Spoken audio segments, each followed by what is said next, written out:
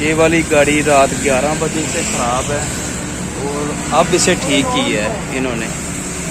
तो ठीक करने के बाद भी ये वाली गाड़ी धक्का लगा के स्टार्ट होगी, और धक्का लगाने के लिए पहले तो काफ़ी बंदों ने कोशिश की है, लेकिन वो अपनी कोशिश में नाकाम हो गए हैं।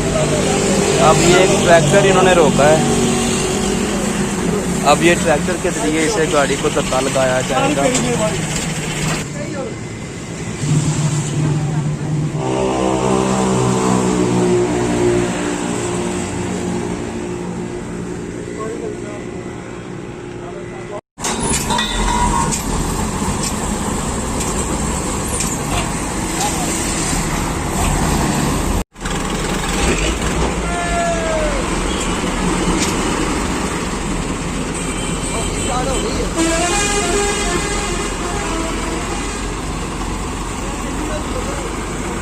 ट्रैक्टर की मदद से गाड़ी को धक्का लगाया और अब गाड़ी स्टार्ट हो गई है, स्टार्ट खड़ी है। गाड़ी को स्टार्ट ही खड़ी कर दी है, तो थोड़ी देर बाद इसे ले जाएंगे यहाँ से।